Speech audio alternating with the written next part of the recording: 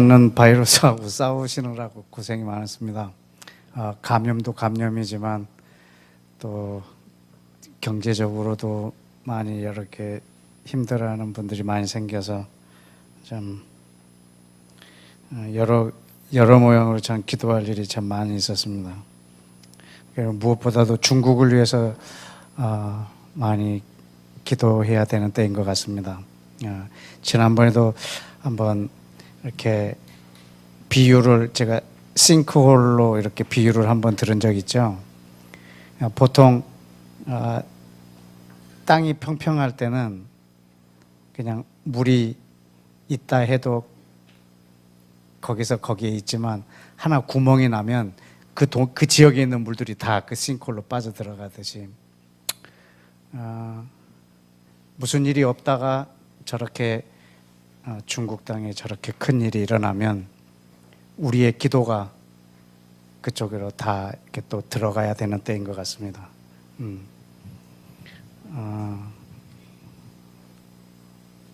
중국을 위해서 많이 기도해 주시고 또 이렇게 주변의 분들이 이렇게 톡으로 동영상도 보여주신 것도 있는데 중국을 정죄하거나 또 심판을 받았다는 그런 톡을 보내는데 뭐 사실인지 아닌지는 잘 모르겠으나 누가 고통 가운데 있다면 우리는 정죄하는 것보다 우리는 해야 할 일은 중보입니다. 저 사람이 무엇 때문에 저런 벌을 받는다, 제가 무엇 때문에 저렇게 고통스러워한다, 무엇 때문에 저렇게 벌을 받는다, 이건 우리가 할 일은 아닙니다. 우리가 누가 고통 가운데 있다고 하면 우리는 그를 위해서 기도하는 것이 우리가 해야 할 일인 것 같습니다. 그 예수님을 따르던 무리들 중에서도 이렇게 태어나면서부터 소경된 사람에 대해서 누구의 죄냐고 묻기도 했습니다. 저 사람이 고통 중에 있는데 누구 죄 때문에 저렇게 됐느냐, 부모님의 죄냐 아니면 저 사람의 죄냐, 이렇게 묻는 거예요. 그러니까 우리가 어떤 고난을 당하면 고통 가운데 있으면 죄로 인해서 그렇게 왔다라고 할 수도 있지만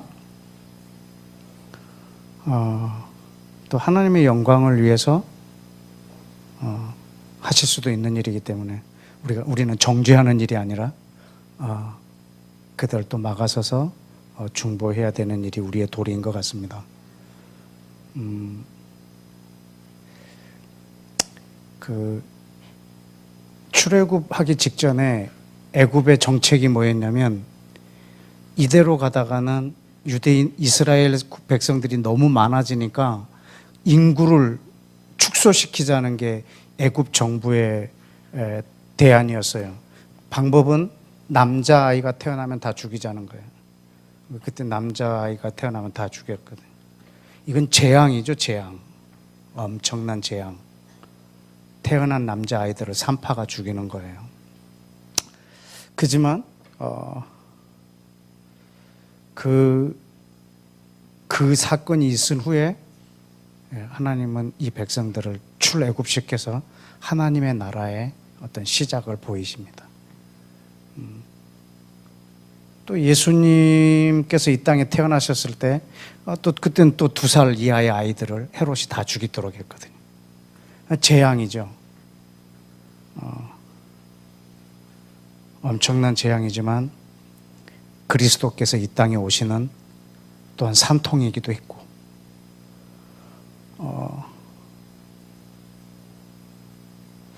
600만 명이라고 하는 유대인들을 유럽에서 그렇게 다 죽였는데 이 정도 되면 씨를 말렸다 생각될 텐데 이스라엘이라는 나라가 바로 생겨버린 거예요. 바로 600만 명을 죽인 후에 바로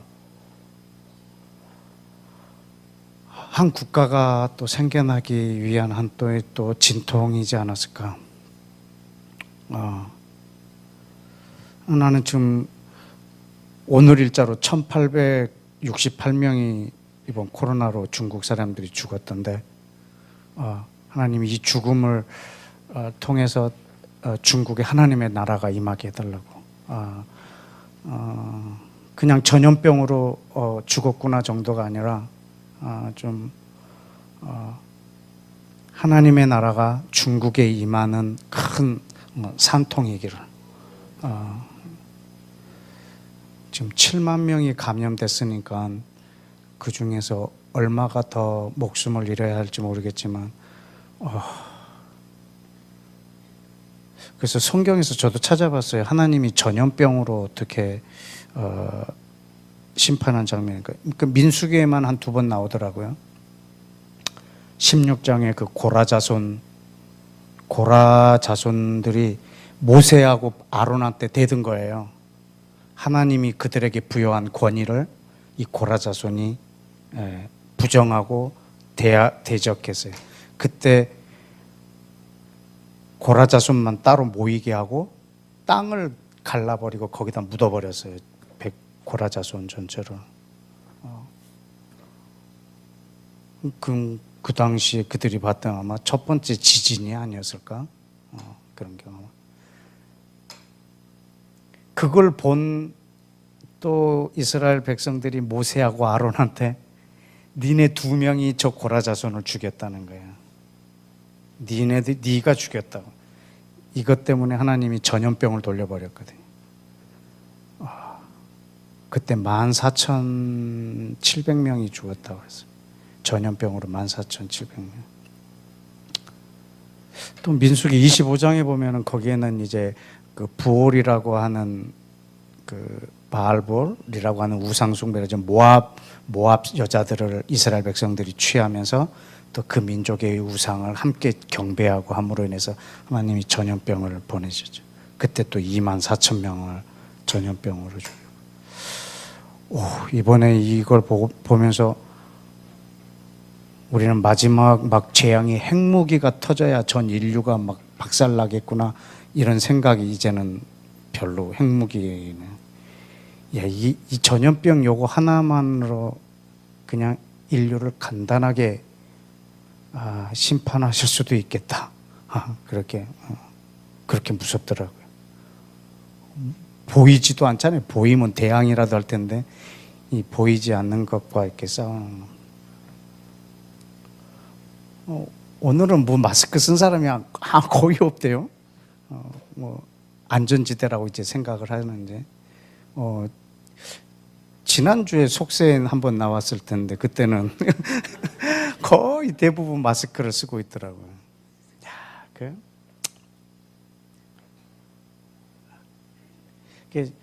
저 바이러스가 지금 있다라고 하는 것을 우리는 마스크를 통해서 확인하는 거죠. 마치 성령님의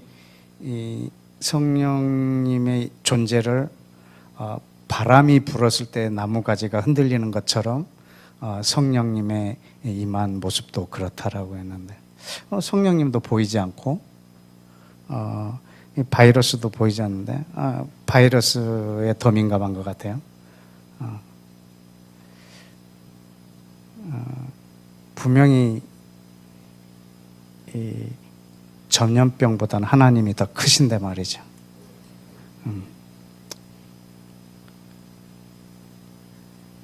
아모스 3장에 보면 하나님이 허락하시지 않고야 어떻게 재앙이 성읍에 임하겠느냐 그랬어요.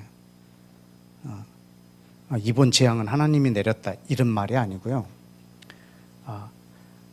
재앙보다 하나님이 더 크세요.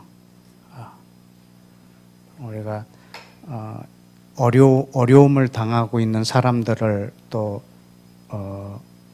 이렇게 어떤 재앙이라고만 생각하지 말고 우리가 그 사람을 위해서 중보하고 그거보다 더 크신 문제보다 더 크신 하나님, 전염병보다 더 크신 하나님, 그분이 하나님께서 넉넉히 통제하실 수 있으시고 또 그분이 그렇게 하셨을 때는 의미가 있을 거이기 때문에, 그러나 아픔을 겪고 있는 사람을 위해서는 우리가 함께 중보하고 오늘도 또 중국을 위해서 함께 마치고 또 기도하기를 원합니다. 지금 계속 연달아 우리가 좀 그리스도의 신비에 대해서 여러분하고 나누고 있는 중입니다. 오늘도 그것의 한 부분을 좀 여러분하고 좀 나눌 텐데, 지난달에는 우리가 그리스도의 몸에 대해서 여러분하고 나눴습니다. 여러분, 예수와의 몸은 우리 육안으로 보입니다.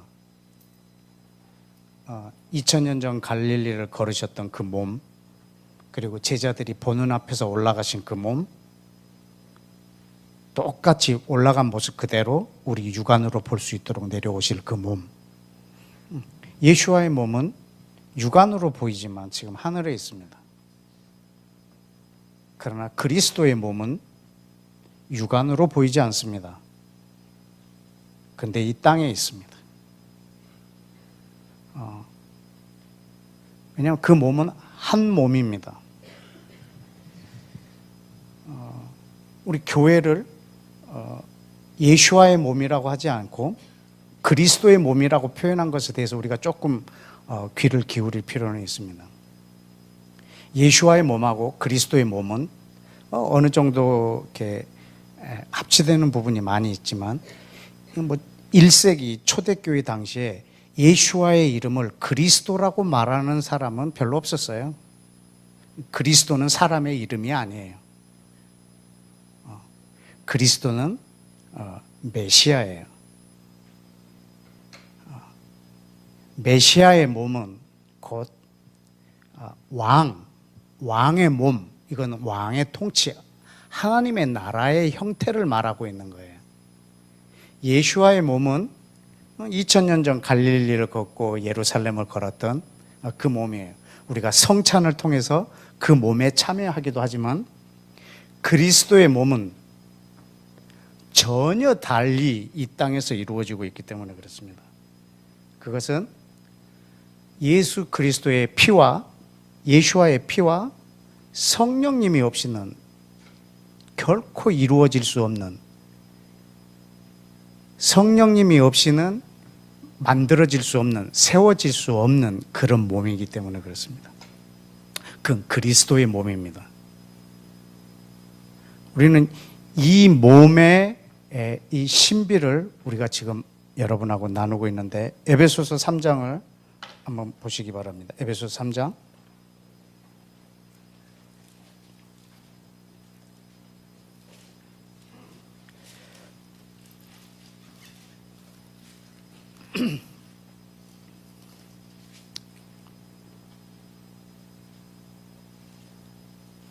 사절에 그리스도의 신비를 우리가 깨닫게 되기를 바라는 마음으로 기록해 놨습니다.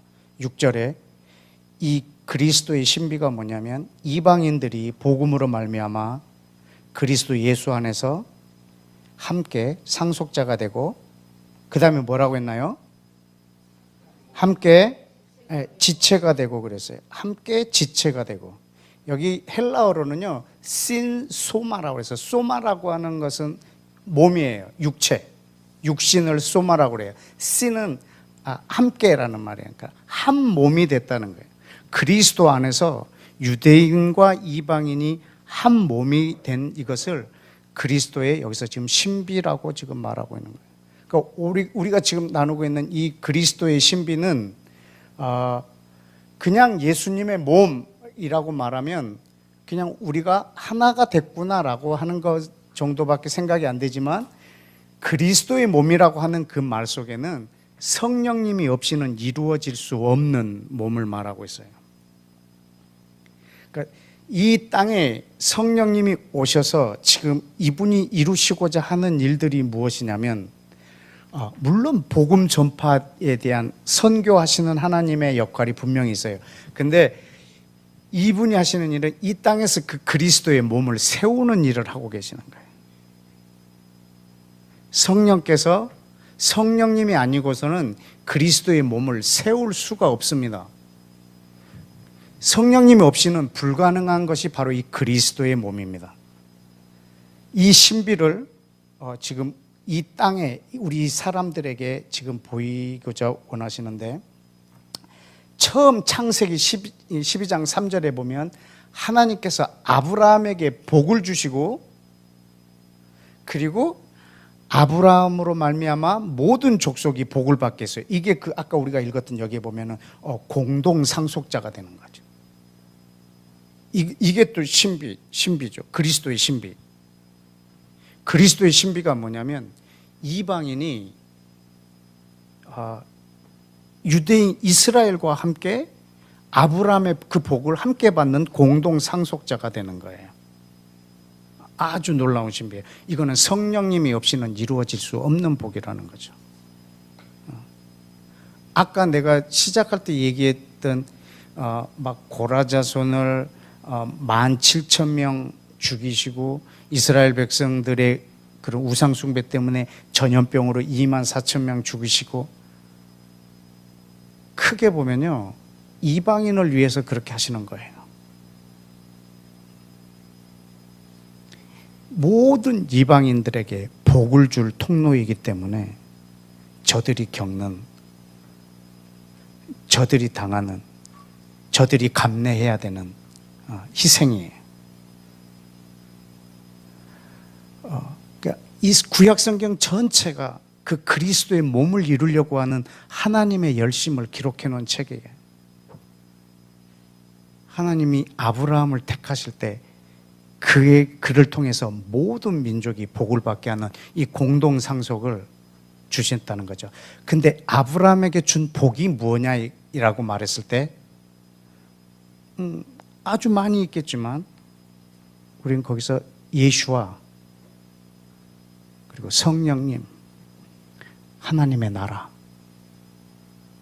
그게 아브라함에게 준 복이에요. 왜냐하면 그것을 왜 그들에게 줬냐면 모든 민족에게 주시려고. 그 안에 하나님의 그 신비한 계획이 있으세요. 그리고 예수와가 이 땅에 오신 목적도 사실은 초림하실 이유가 없으세요. 구약 성경에서는 예수와의 초림을 몇 군데 외에는 잘 말씀 안 하세요. 거의 다 주의 날은 예수와의 두 번째 오시는 것에 초점이 맞춰져 있어요. 선지서에 있는 주님의 오심은 대부분 재림 때의 이야기예요. 그분이 초림하신 이유가 있다면 그러면은 성령님을 이 땅에 오시게 하시려고 오신 거예요. 그래서 이분이 오셔서 내가 너희를 떠나가는 것이 훨씬 유익하다 그랬어요. 제자들한테. 내가 너희를 떠나가면 성령을 보낼 수 있고 떠나가지 아니하면 성령님이 오시지 못할 거라는 거죠. 왜냐하면 성령님이 오셔야 하나님께서 창세전에 갖고 계셨던 그 계획을 이루실 수 있기 때문에 그렇습니다. 성령님이 이 땅에 오셔서 지금 하시는 2000년 동안 이 땅에 오셔서 지금 하고 계시는 일이 있다면 그것은 그리스도의 몸을 세우는 일을 하고 있습니다. 그렇다면 여러분이 성령의 충만함을 받았다라고 했을 때 그 사람을 통해서 사실은 이 그리스도의 몸이 묵상되어지고 그리고 거기에 헌신되어지는 것이 참 영성 있는 사람이 아닐까 하는 생각을 해봅니다. 구원도 한 사람 한 사람을 하나님이 구원하시지만 결코 그 구원이 하나님과의 그냥 1대1의 관계만은 아닐 겁니다. 왜냐하면 그 몸으로서의 구원이니까 말이죠. 그래서 성령의 충만함, 성령님의 기름 부으심을 늘 나 한 사람만 생각하며 구하고 있다고 하면 여러분이 시야를 더 넓혀서 성령님의 오심과 그리스도의 몸이 이 땅에 이루어지는 것을 더 넓게 적용하시고 또 묵상하실 필요가 있을 것 같습니다. 에스겔 36장에 보시면 거기서는 성령을 이 백성 가운데 보내신다고 약속하신 장면이 나옵니다.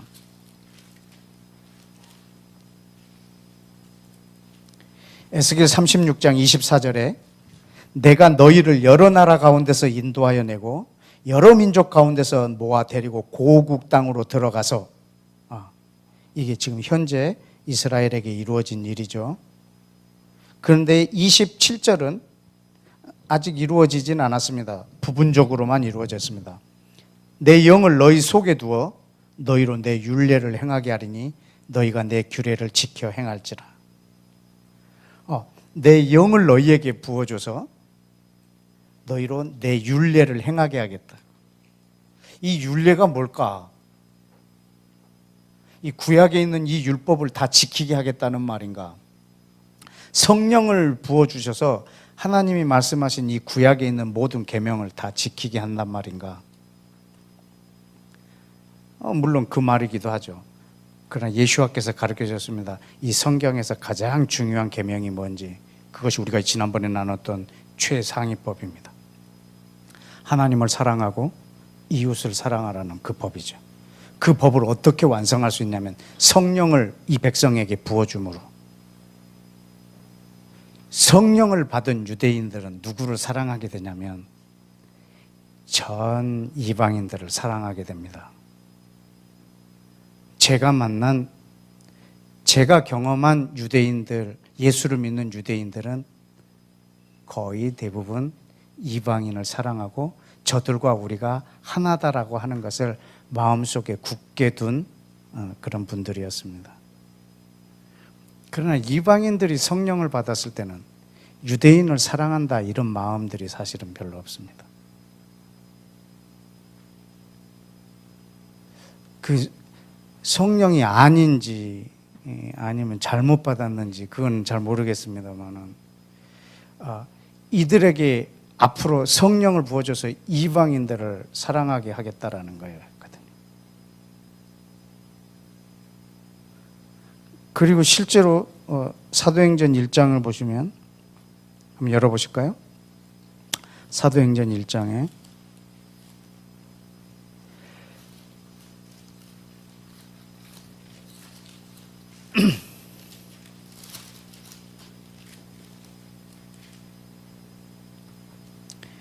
6절에 그들이 모였을 때 예수께 여쭈어 이르되 이스라엘 나라를 회복하심이 있대니까. 여러분, 이스라엘 사람들은요, 그 자기 나라가 하나님 나라예요. 그래서 이 나라를 통치할 메시아를 기다리고 있는 거죠. 왜냐하면 그리스도는 단 한 명이니까.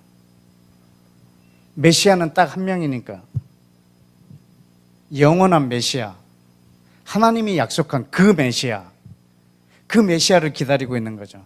왜냐하면 우리는 하나님의 나라의 공동체이니까. 그게 이스라엘 자기의 나라이니까. 그들은 그 나라를 꿈꾸는 거죠. 이 나라를 통치할 메시아가 이 땅에 오기를.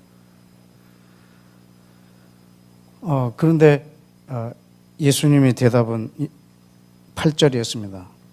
그 나라의 회복을 너희가 바라느냐? 그러면 성령이 너에게 임할 것이고, 성령이 너에게 임하면 예루살렘, 온 유대, 사마리아, 땅 끝까지 너희가 이것의 증인이 될 거라고 그런 겁니다. 이게 지금 무슨 말? 성령이 너희에게 임하면 너희가 온 열방을 사랑하게 될 거라는 거죠.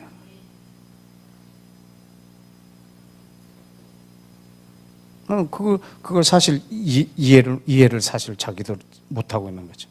우리가 왜 이방인을 사랑해야 되는가? 이방인은 우리가 함께 만나지도 말고 인사도 안 하고 밥도 안 먹고 함께 한 집에 거하지도 않고, 근데 어떻게 저 이방인들을 사랑한단 말인가? 그러나 성령님이 임하시면 네가 그렇게 될 거라는 거죠. 베드로도 그렇게 얘기했어요. 2장 37절에 그 전까지 베드로가 막 성령이 충만해서 설교한 장면입니다. 그걸 다 들은 사람들이 37절에 그들이 이 말을 듣고 마음에 찔려 베드로와 다른 사도들에게 이르되 형제들아 우리가 그럼 어떻게 해야 되는가?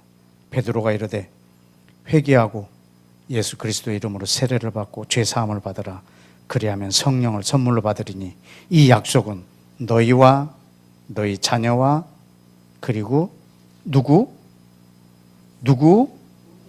모든 먼데 사람 곧 우리 주 하나님이 얼마든지 부르시는 자들에게라. 이 사람들이 다 이방인들이에요. 먼데 사람, 하나님이 앞으로 얼마든지 부를 사람. 그러니까 이 앞에 계속 설교 내용도 이 베드로의 설교는 아니에요. 성령이 충만해서 하게 하는 설교예요. 베드로가 이 말을 해놓고요, 이 말이 뭔 말인지 몰라요. 그냥 이방인은 한 번도 그 다음부터 생각해 본 적이, 말은 이렇게 해놓고 고넬료의 집에 가가지고 처음 그걸 하는 거죠. 몇 년 후에 먼데 사람, 하나님이 얼마든지 부를 사람이라고 말을 해놓고서도 이 말이 무슨 말인지를 모르는 거죠.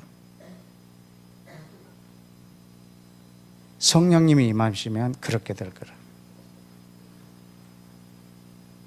여러분, 근데 지금 이방인들의 자세는 어떠해야 되는가를 요한복음에 한번 봐서 힌트를 좀 얻어볼까요?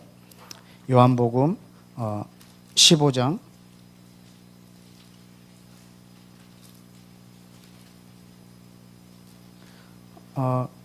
'지난번에 한번 여러분한테 소개했죠. 요한복음 14, 15, 16장은 무슨 장이라고 그랬죠?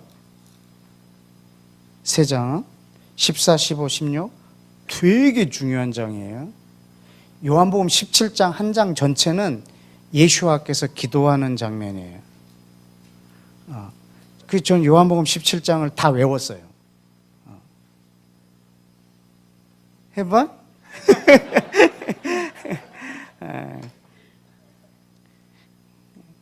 저는 이분의 기도를 본받아야 되기 때문에 성경에서 이렇게 좋은 기도의 자료가 없어요.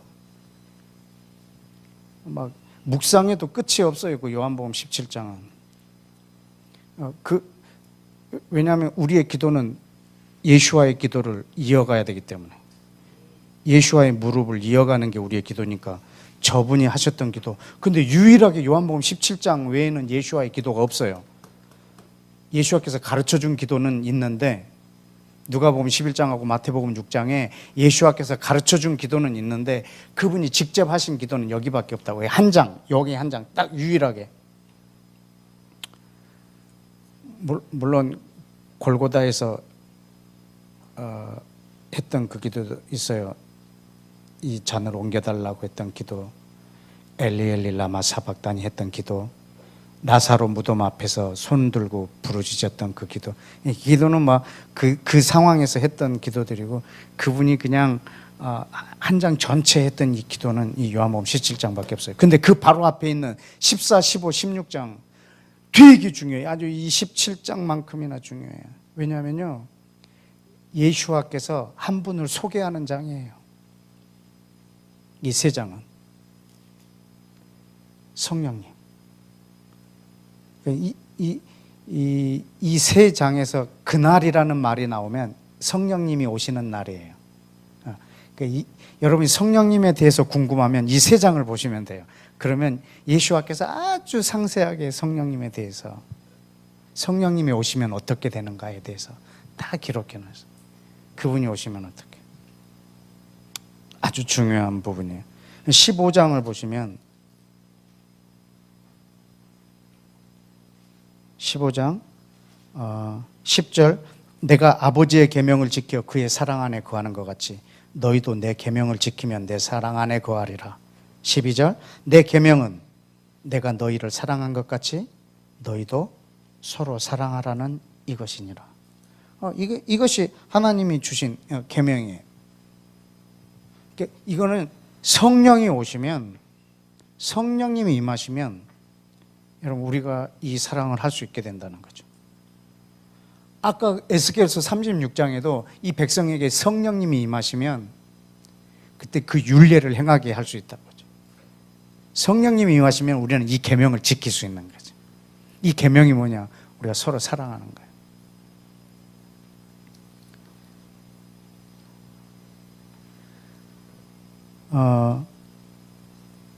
15장 18절에 보면 세상이 너희를 미워하면 너희보다 먼저 나를 미워하는 줄 알라. 너희가 세상에 속하였으면 세상이 자기 것을 사랑할 것이나 너희가 세상에 속한 자가 아니기 때문에 도리어 내가 너희를 세상에서 택했기 때문에 세상이 너희를 미워하느니라. 여러분, 이방인들이 이스라엘을 미워하거나 세상 사람들이 이 제자들을 미워할 때는 예수와가 누군지 몰라서 그렇다는 거죠. 그리스도가 누군지 모르니까. 만약에 이방인이 그리스도를 알게 되면 그 그리스도 안에 있는 비밀을 알게 되면 그는 발붙고 나서서 저 이스라엘을 사랑하게 될 거라는 거죠. 그러나 사람들이 너를 미워하는 것은 지금 나를 미워하고 나를 그 마음속에 두기를 싫어하고 둘 수도 없고, 그러나 성령님이 임하시면 26절에 보면 내가 아버지께로부터 너희에게 보낼 보혜사 곧 아버지께로서 나오시는 진리의 성령이 오시면은 그가 나를 증언할 것이고, 너도 처음부터 나와 함께 있기 때문에 너희도 증언하게 될 것이라는 거죠.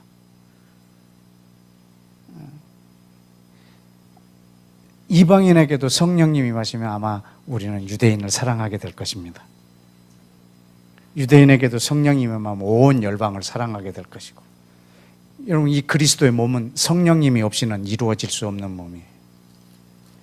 그 옆에 16장 5절을 볼까요?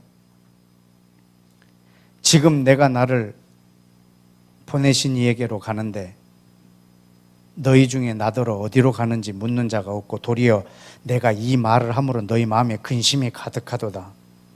그러나 내가 너희에게 실상을 말하노니 내가 떠나가는 것이 너희에게 유익이라. 내가 떠나가지 아니하면 보혜사가 너희에게로 오시지 아니할 것이고, 가면 내가 그를 너희에게로 보내리라. 예수와께서 승천하신 이유는 우리 가운데 성령을 보내주시기 위해서예요. 사실은 그분이 이 땅에 오신 목적이 성령을 보내시기 위해서예요. 예수님이 오신 목적이요. 그래서 온 땅에 성령님이 임하셨을 때, 그때는 이제 예수와께서 다시 오실 길을 이제 준비하시게 되는 거죠. 그 몸이 완성되는 거기 때문에. 그 눈에 보이는 몸이 감람산에 그 발을 내디디시려면 이 땅에 보이지 않는 그리스도의 몸이 완성돼야 되기 때문입니다. 그래서 성령님이 없이는 이것이 완성될 수 없고, 이것이 완성되지 않으면 예수와의 다시 오심은 있을 수 없는 일입니다. 성령께서 지금 2000년 동안 지금 이 일을 하고 계시고, 또 이것을 위해서 헌신하는 사람에게 또 역사하고 계십니다. 전 여러분이 이 그리스도의 몸이 이 땅에 세워지는데 제일 먼저 헌신하시고, 그리고 그 위에 또 다른 일로 인하여 여러분의 삶의 영역에서 또 하나님 나라를 위해서 헌신하기를 축복합니다. 16장 20절에 보면 내가 진실로 너희에게 이르노니 너희가 곡하고 애통하겠으나 세상은 기뻐하리라. 너희는 근심하겠으나 그 근심이 세상에는 기쁨이 되리라. 무슨 말이죠? 너희는 곡하고 애통하나 세상은 기뻐하리라. 이 말이 뭔 말이죠? 지난번에 제가 시편 118편 한번 풀어드릴 때 뭐라고 했냐면 이날은 주가 정하신 날이라고 그랬어요. 이날은 주의 날이라고, 주께서 정하신 날, 너희들이 다 기뻐하고 기뻐하라고. 그 말이 무슨 말이냐면 그날은 유대인들이 이 요긴한 돌을 버린 날, 십자가에서 예수와를 죽인 날이에요. 이 날은 여호와께서 정하신 날이라. 우리 눈에는 신비하도다. 너희는 이 날 기뻐하고 기뻐해라. 온 땅이 기뻐해야 되는 날. 너희는 곡하고 통곡하겠으나 세상은 기뻐하겠다. 왜? 그 곡하고 통곡하는 이유가 뭐예요? 십자가 때문에. 자기의 주님이 죽는 것 때문에.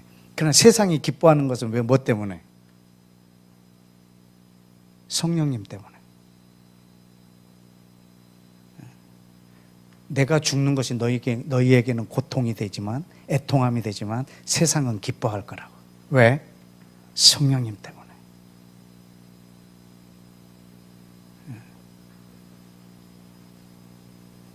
지금 요한복음 16장 이 성령님을 소개하고 있는 장이에요. 성령님으로 인해서 온 열방이 기뻐할 거라는 거죠. 내 죽음 때문에. 그 뒤에 21절에도 이렇게 써 있어요. 여자가 해산하게 되면 그때가 이르렀으므로 근심하나 아기를 낳으면 세상에 사람 난 기쁨으로 말미암아 그 고통을 다시는 기억하지 아니하느니라. 지금은 너희가 근심하나 내가 다시 너희를 보으리니 너희 마음이 기쁠 것이라. 그 기쁨을 빼앗을 자가 없으리라. 여러분, 여기서 해산하는 고통은 뭘까요? 예수와의 죽음. 그러면 사람 난 기쁨은 성령님의 오심. 성령님이 오시면 예수님이 안중에 높는 거야. 그분의 죽으심이 너무 기쁘니까 마치 그 해산의 고통을 잊어버린 거가 태어나기 때문에.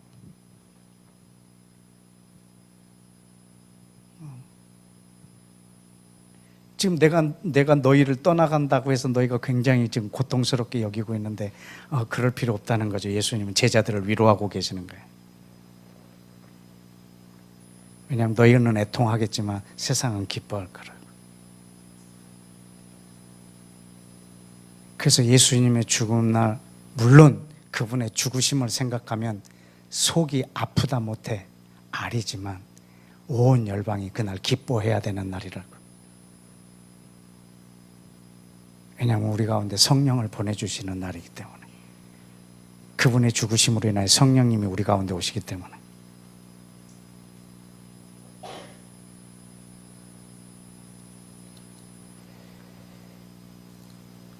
그래서 요한복음 17장 예수와의 기도를 한번 볼까요? 21절에 아버지여, 아버지께서 내 안에 내가 아버지 안에 있는 것 같이 그들도 다 하나가 되어 우리 안에 있게 하사 세상으로 아버지께서 나를 보내신 것을 믿게 하옵소서. 그러니까 아버지께서 내 안에 내가 아버지 안에 있는 것 같이 그들도 다 하나가 되어 우리 안에 있게 해달라고. 이거는 이 삼위 하나님의 역사 외에는 이 표현이 불가능합니다. 그래서 22절에 내게 주신 영광을 내가 그들에게 주었사오니 이는 우리가 하나 된 것 같이 그들도 하나가 되려 함이니이다. 이게 예수와의 중보기도입니다. 온 열방이 성령으로 하나 되게 하는 이것이 그분의 놀라운 역사입니다.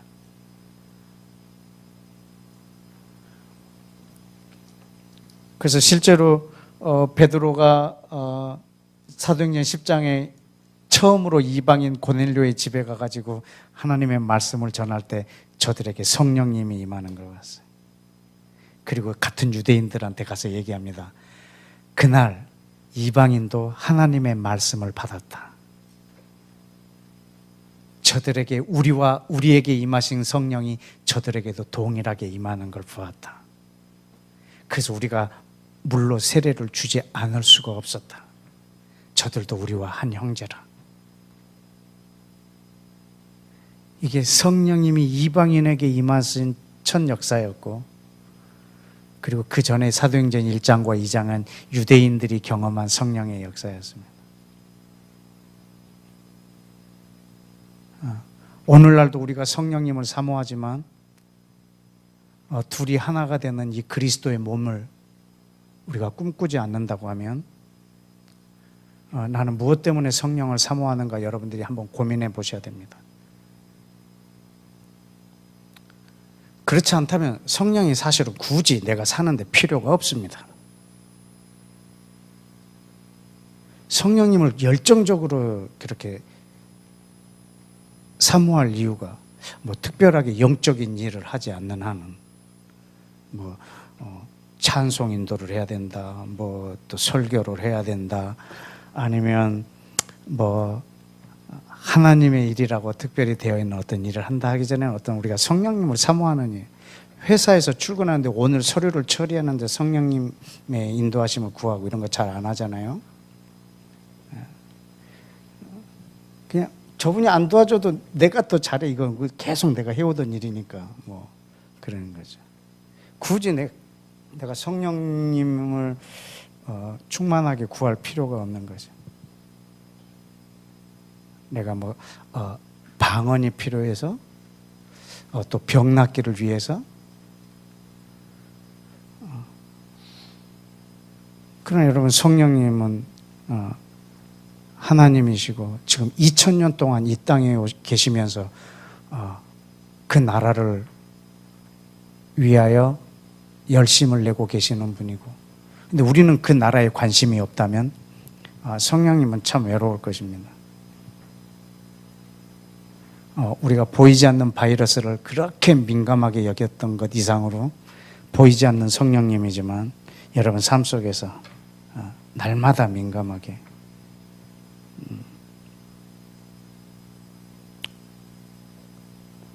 어, 2주 전에 우리 집에 중학교 1학년 여자아이가 왔는데요. 그 아이가 내 설교를 자주 듣는 아이라 이 말을 해야 될는지 안 해야 될는지 잘 모르겠네요.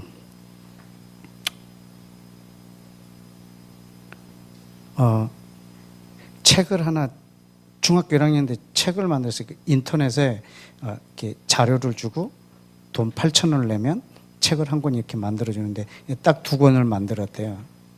자기 거하고 나한테 하나 줄 거. 전 그 책이 난 너무너무 충격적이었어요. 충격이 너무 컸어요. 내용 때문이긴 한데, 중학교 1학년 여자아이가 이런 표현을 쓸 수 있을까 하는 뭐 그런 것 때문에. 근데 이 아이가 누구를 굉장히 지금 사랑하는 거예요. 한 사람을. 그 사랑함이 너무너무 커서 어쩔 줄 모르는 아이예요. 근데 엄마하고 아빠한테 얘기를 했더니 거의 분위기는 뭐 이런 분위기인 거지. 이렇게는 안 했는데 그냥 심하게 표현하면 야, 너 진짜 그건 잘못된 거야 이렇게 얘기해. 웹툰에 있는 만화의 한 인물을 사랑하는 거예요.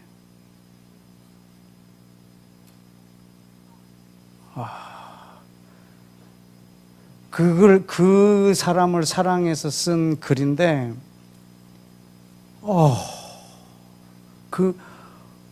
너무너무 절절해요. 맨 마지막에 글이 뭐냐면, 먼 미래의 나에게 쓰는 편지예요. 먼 미래에 자기에게 한낱 실체가 없는 사람이었다고, 이건 사랑이 아니었다고 부정하지 말아라. 그리고 애먼 남자 하나 만나가지고 네가 내 첫사랑이라고 말하지 마라.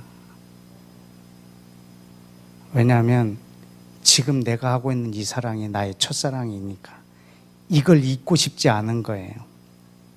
너무. 근데 이 말을 하려는 게 아니고 그 아이가 직접 만나서 책에 없는 내용을 말했어, 나한테. 그래서 다른 사람들의 사랑이 너무 부럽대. 야, 이게 그냥 저게 평범한 사랑을 하고 있는 건데. 근데 자기도 이 만화 속에 있는 이 사람을 살려주고 싶은 거예요. 실체로. 그냥 만화 속에 있는 사람이 아니라 실체로 자기가 만들어주고 싶은 거지. 그래서 자기가 실체로 만들어줬대. 근데 굉장히 궁금했어요. 내 머릿속에는 어떻게 했냐면, 인형을 만들었구나. 쟤랑 똑같은 인형을 만들어서 막 얘야 막 그러면서 난 내 생각이 그 정도라. 참. 그래서 나는 속으로 인형을 만들었겠구나 하고 들은 건데, 자기는 그 사람을 실체로 만들어주기 위해서 자기가 한 일이 뭐냐면 일기를 썼대. 그래서 내 일기 속에는 그 사람이 살아있대.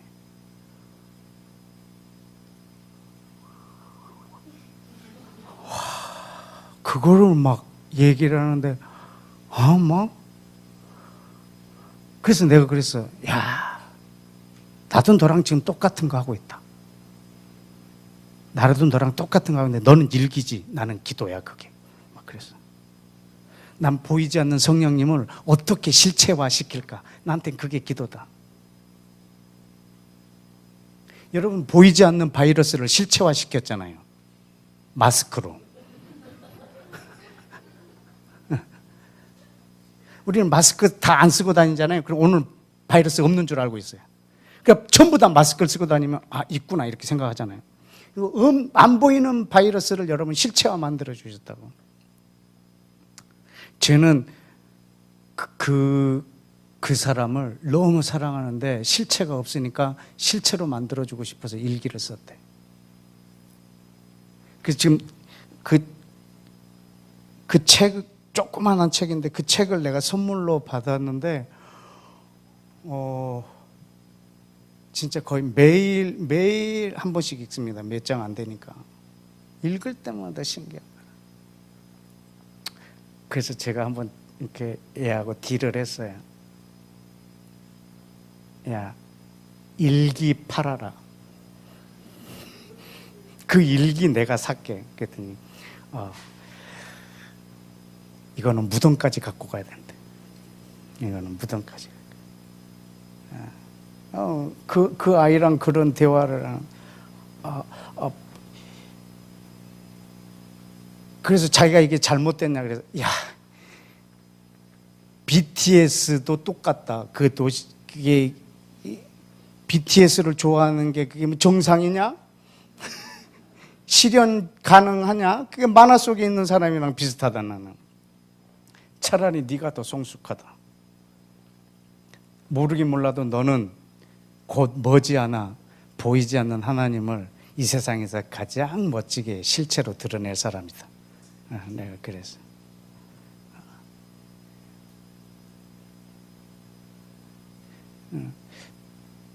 성령님은 보이지 않기 때문에 저분을 내가 하나님으로 믿고 하나님하고 교제를 하고 있지만 이거를 사실 누구에게 성령님은 이렇다라고 말할 수는 없지만 내 마음속에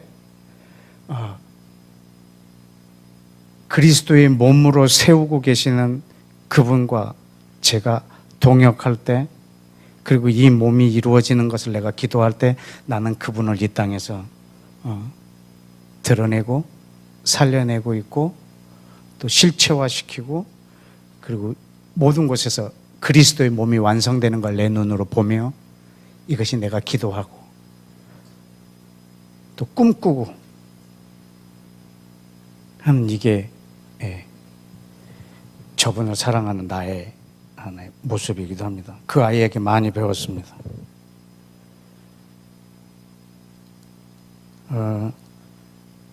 예수와께서 우물가의 여인한테도 그랬죠.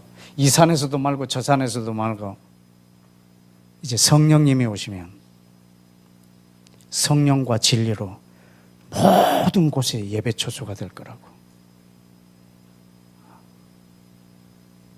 온 열방이 나를 예배하게 될 거라. 성령님이 오시면.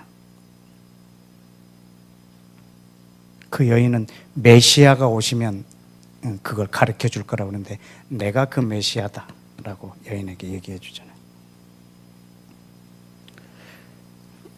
여러분 고린도전서 12장을 한번 열어보고 말씀 한두 개만 보고 기도하십시다. 고린도전서 12장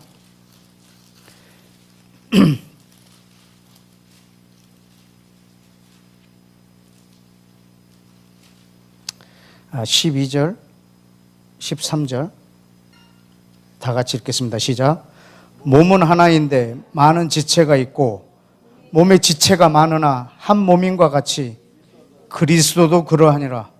우리가 유대인이나 헬라인이나 종이나 자유인이나 다 한 성령으로 세례를 받아 한 몸이 되었고 다 한 성령을 마시게 하였느니라. 아멘. 이게 그리스도의 신비입니다. 그리스도 지체가 많은 것이 한 몸이 된 이것이 바로 그리스도입니다. 그리스도의 형태입니다. 이게 그리스도의 신비이고 성령님이 없이는 이 그리스도의 몸이 이 땅에 존재할 수가 없습니다. 이 그리스도의 몸이 바로 메시아의 몸, 하나님의 나라의 형태이고 이것을 우리는 교회라고 합니다. 이 교회가 이 땅에 세워지는데 우리 성령님이 없이는 불가능합니다.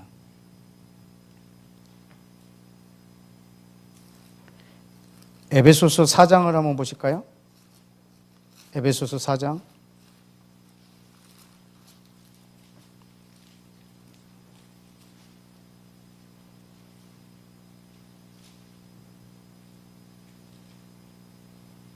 (3절에) 평안에 매는 줄로 성령이 하나 되게 하신 것을 힘써 지키라. 성령이 하나 되게 하신 것을 힘써 지키라. 왜? 4절. 몸이 하나고 성령도 한 분이시기 때문입니다. 성령님이 하나 되게 하심에 여러분이 힘써 지키시기를 축복합니다. 에베소서 2장에 보시면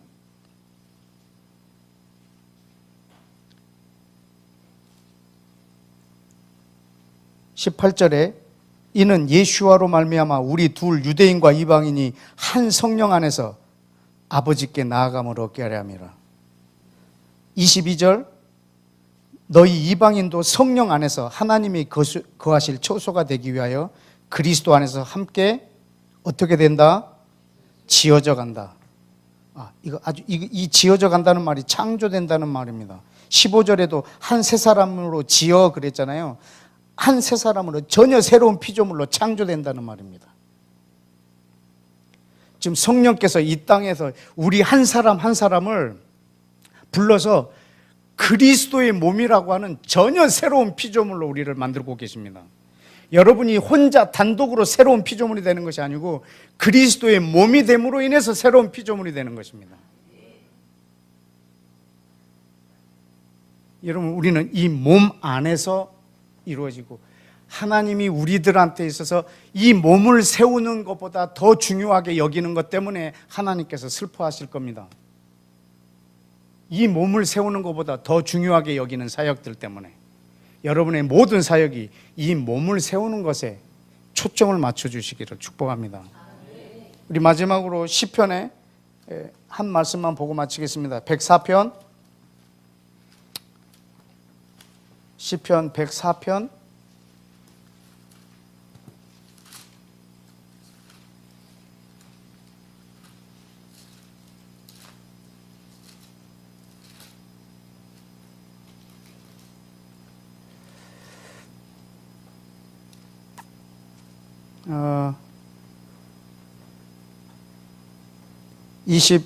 28절 29절 이 두 절은 하나님 처음 창조 때의 일입니다.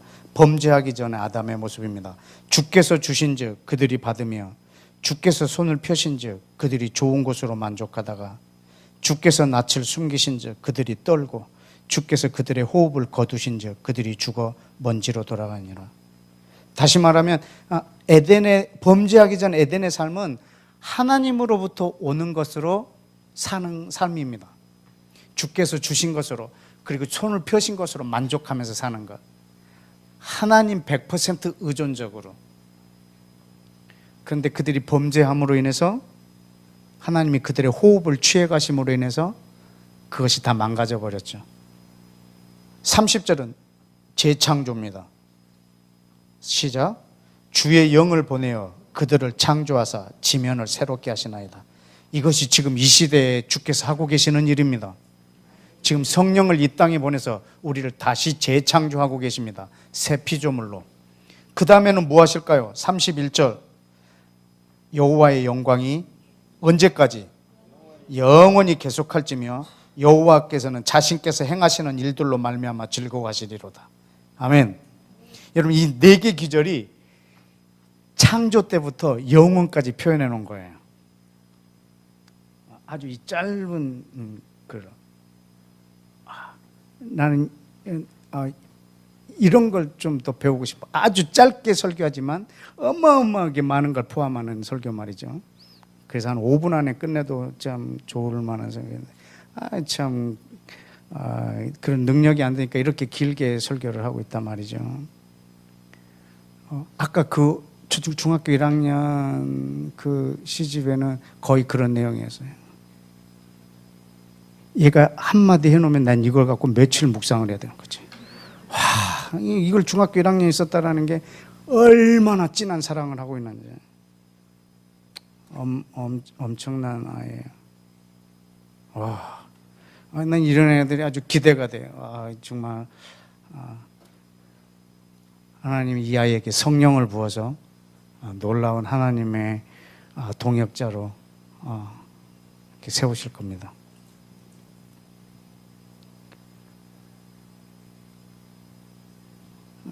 주께서 그 영을 이 땅에 보내서 지금 재창조하고 계시는 장면입니다. 전 인류를 그리스도의 몸으로. 그래서 우리 몸 하나가 이상하게 좀 망가지면 온몸 전체가 좀 아파해야 되는 거죠. 지금은 중국이라는 몸이 많이 아파하고 있습니다. 우리가 그리스도 안에서 한 지체가 힘들면 온 몸이 함께 반응해 줘야 되는 거죠. 여러분, 지금 제 눈이 조금 정상적으로 보이시나요? 아니면 약간 부어 있나요? 오른쪽 눈이 이렇게 좀 부어 있어요. 전 눈다랗기가 난 줄 알았어요. 그래서 안과를 갔더니 무식하게 짰어요. 근데 다 짜놓고서 다래끼가 아니래. 안에 이렇게 혹이 하나 생겼다고. 근데 이거는 우리 안과에서 다루지 못한다고 그 소견서를 써줘서 큰 병원에 가보라고. 그래서 삼성병원을 써주더라고. 그래서 삼성병원에 갔더니 그 의사가 이거는 제 담당은 눈꺼풀 바로 가까이 있는 이 부분에 뭐가 났을 때 처리하는 의사인데, 이건 제 담당이 아니라 이건 너무 깊게 혹이 생겼기 때문에 눈 안쪽에 아주 위험한 부분이네. 거기 막 시신경, 눈물샘 뭐 이런 게 다 있기 때문에 거기를 따로 관리하는 선생님이에요. 그것도 일주일 기다렸다. 다른 선생님은 그 선생님한테 또 갔더니 어떻게 여기에 이런 게 났지? 이거 아주 이게 뭐 심한 의사들은 막 되게 심한 거 얘기하잖아요. 그땐 MRI를 찍자는 거야. 이 눈 하나 이거 있는데. 그래서 MRI 찍는데 몇 분이나 걸리나요? 그때 그 조그만 통에 들어갔고 한 35분 정도 있어야 된다고 그러더라고.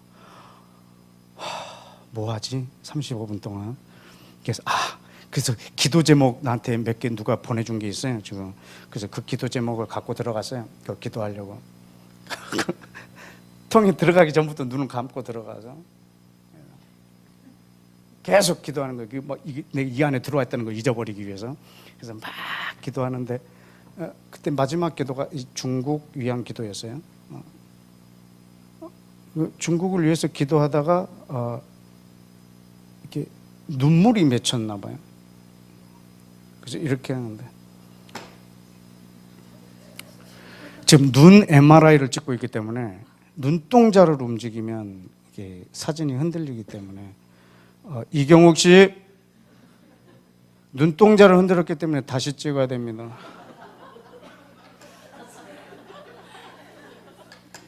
그때서부터는 기도를 안 했어요. 아주 눈 감고 한 곳을 주시하고 55분을 찍었어요. 그 통에 들어가가지고. 세상에 눈에 이 혹 하나 났는데 지금 내 온 몸이 몇 번을 병원을 다녔는지 모르고 끌려다니고 MRI 찍자고 그러고 또 이제 내일 모레면 또 이제 막 수술하자고 그럴 거예요. 또 뭐 몸 하나가 이상 있으면 내 온 몸이 불편하잖아요. 온 몸이. 그때 이 손이 막 그러는 거죠. 눈한테 욕을 하는 거야. 너 뭐하다 그런 게 생겼니? 그러고 발이 안 가 나 병원에. 그래 버리면 네가 아픈데 내가 왜 병원 가야 돼? 그럼 막 다리를 잘라 어떡해? 이걸 그러니까 막 다 움직여줘야 되는 거죠. 몸이니까. 이거 생겼는데 이게 내가 생긴 거야. 내가 전체. 이건 중국이 잘못해서 생긴 게 아니고 우리가 전체가 다 아파해야 되는 거죠. 전 눈 그럴 줄 알았어. 네가 네가 그렇게 할 때부터 내가 알아봤어. 막 그러면서 막 손이 얘를 욕하고 발이 욕하고 그러면 제 몸은 뭐가 되죠? 우리가 지금 그리스도 안에서 우리가 한 몸으로 굉장히 아픈 부분이 하나 생겼잖아요. 우리 지체를 위해서 우리가 함께 이 시간에 좀 기도하기로 합니다. 다 같이 기도하십시다.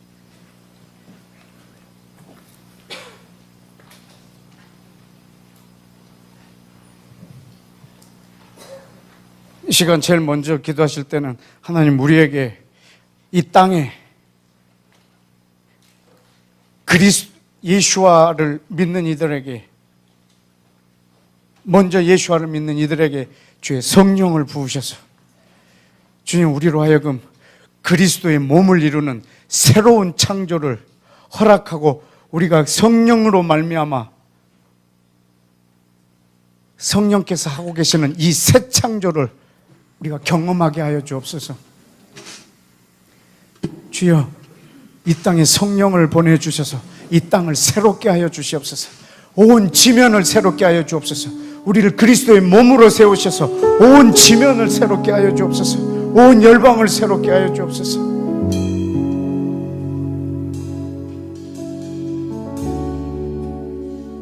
여러분, 예수와는 33년 동안 눈에 보이는 분으로 계셨기 때문에 우리가 저토록 집중하신단 말이죠. 그러나 성령님은 2000년 동안에 이 땅에 계시는데 저분은 눈에 보이지 않는다는 것 때문에 우리가 얼마나 무시했는지, 저분이 무엇을 하시려고 하는지, 저분의 오신 목적이 무엇인지, 저분을 이 땅에 오시게 하려고 예수님이 십자가에 죽은 목적이 무엇인지 우리가 그것을 생각하지 않는다면 우리는 예수와의 죽음도 헛되는 것이고,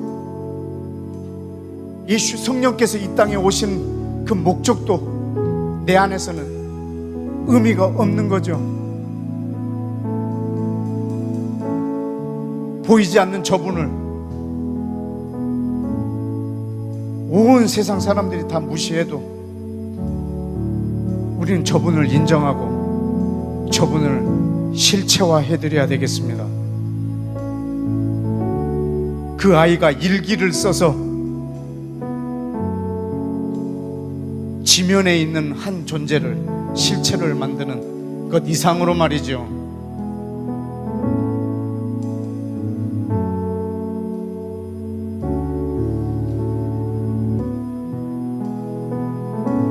주님, 나에게 성령을 부어주십시오. 땅 끝에 대한 하나님의 대안은 성령이 너에게 임하시면입니다. 너에게 임하시면이 땅 끝을 향한 하나님의 대안이십니다. 모든 민족의 그리스도의 몸이 세워지는 대안은 성령이 너에게 임하시면입니다. 주의 성령을 내게 부어주시고 성령을 우리에게 부어주사 그리스도의 몸을 세우시고 온 지면을 새롭게 하여 주옵소서. 우리 주여 외치고 기도하겠습니다. 주여!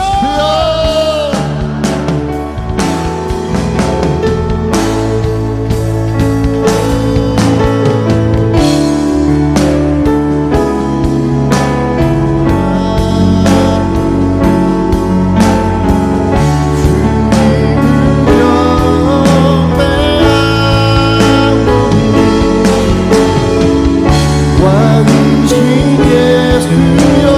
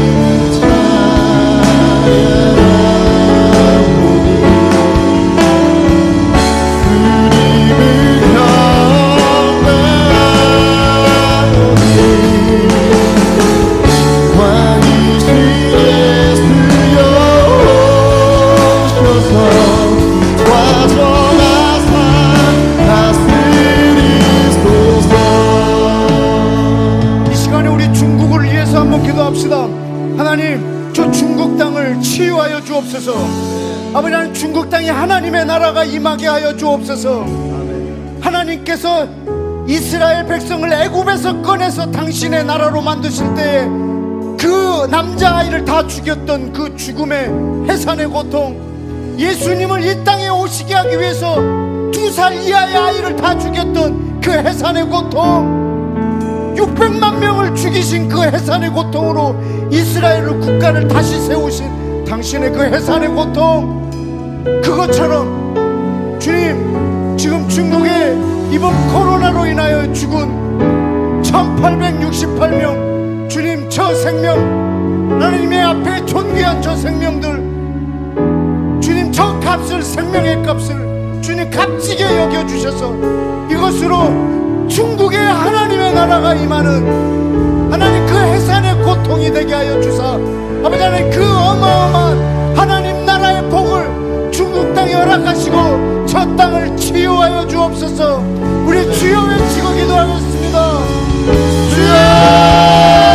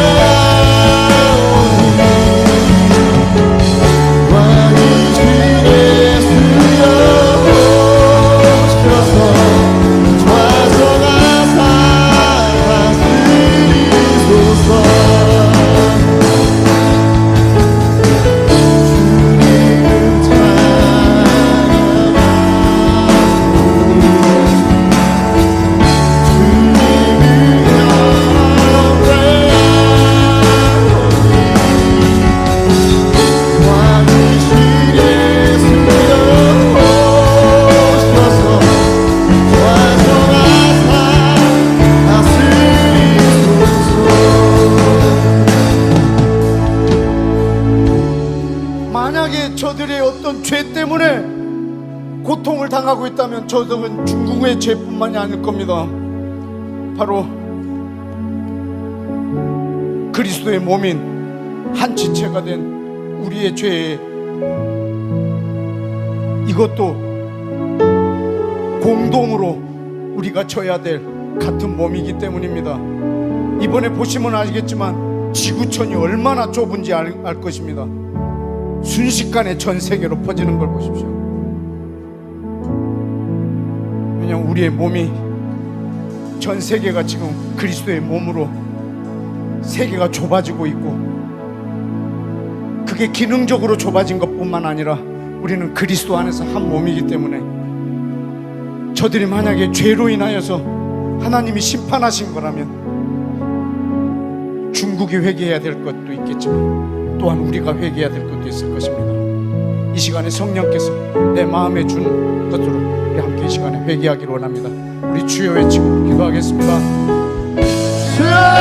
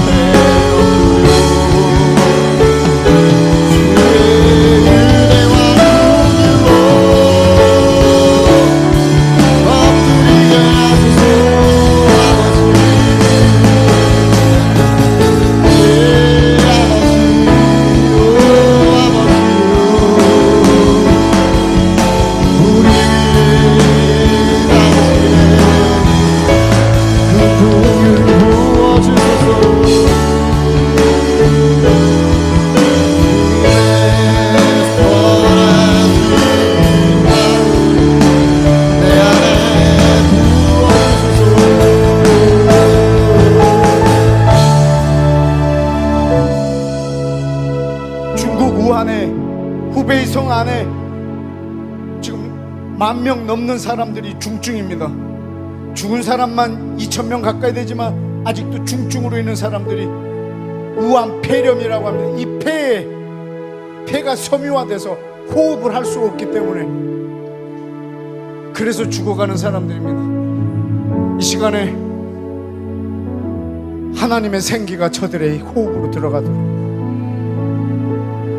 이스라엘도 그 생기를 대언하여 죽은 자를 살리셨던 것처럼 하나님 중국 우한에 이 시간 우리가 생기를 대어나오니 아버지 하나님 저들이 다시 성령으로 호흡하게 해주시고 그 폐의 섬유화가 둔화되게 해주시고 주여 주께서 주시는 호흡을 저들에게 허락하사 주여 더 이상 더 많은 이들이 죽음의 길에 내몰리지 않도록 의료가 미치지 못할 만큼 수많은 사람들이 있는 그 저 지옥 같은 저 땅에 주의 시간에 성령님의 생기를 병상에 누워있는 저 환자들에게, 확진자들에게 보내오니 아버지 하나님 저들이 그 안에서 면역이 생겨서 넉넉히 그 기운을 이겨내게 해주시고 주께서 그들의 폐에 새로운 호흡을 주사 아버지 하나님 저들이 침상에서 성령의 호흡하게 하심을 맛보게 하여 주시옵소서. 이 시간에 그 호흡을, 그 생기를 중국 우한에 태어나며 함께 기도하겠습니다. 주여 외치고 기도합니다. 주여!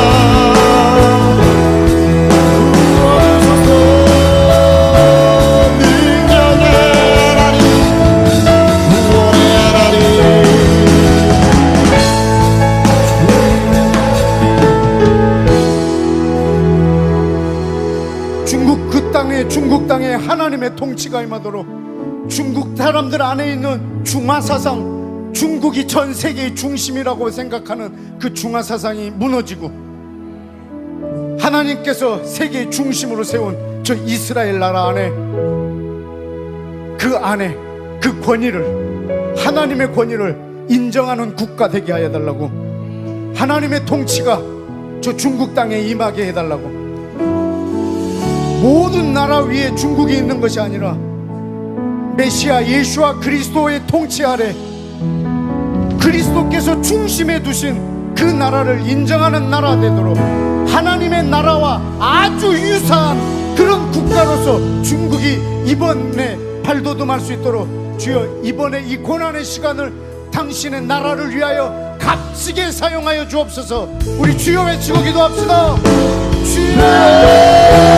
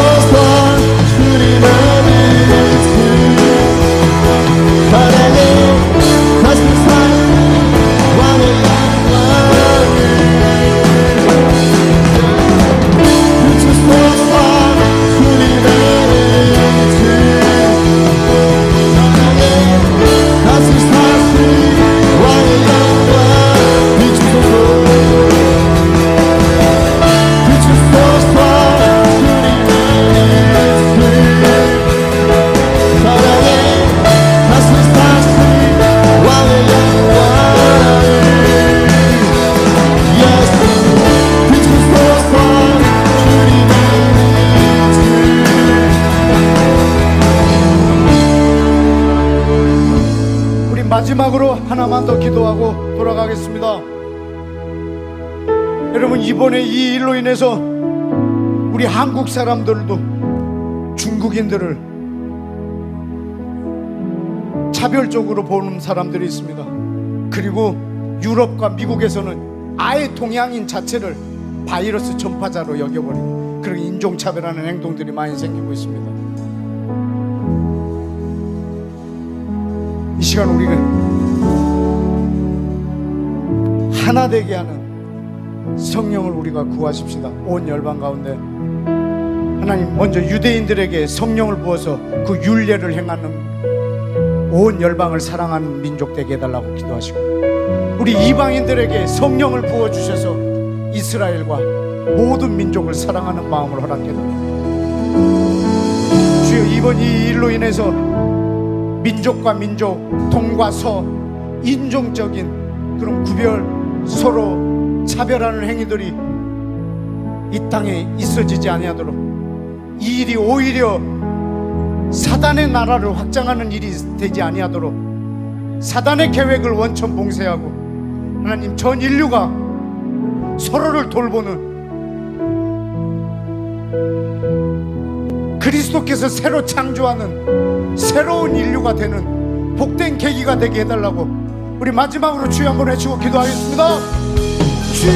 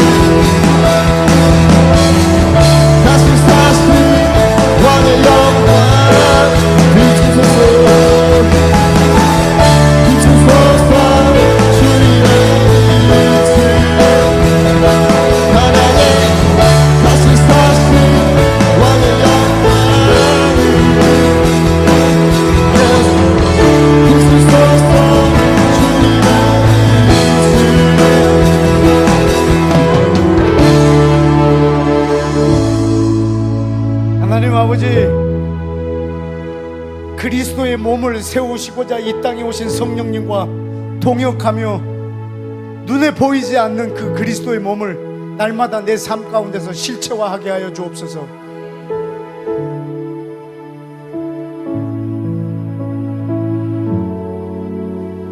날마다 그리스도 안에 있는 이 그리스도의 신비 안에 새로운 피조물로서의 삶에 성령님 우리를 초청하여 주시고 그 삶이 내 안에 실체가 되게 하여 주옵소서. 새로운 피조물이라는 말의 의미를 날마다 경험하며 살게 해주시고 그리스도의 신비가 날마다 내 안에 점점 좀 확장됨으로 인해서 이 땅에서의 그 몸으로서의 삶, 새 피조물로서의 삶, 아담이 잃어버렸던 범죄하기 전에 그 삶, 하나님을 아버지라고 부르며 잃어버렸던 그 에덴을 회복한 그 삶을 우리 일상에서 살게 하여 주옵소서.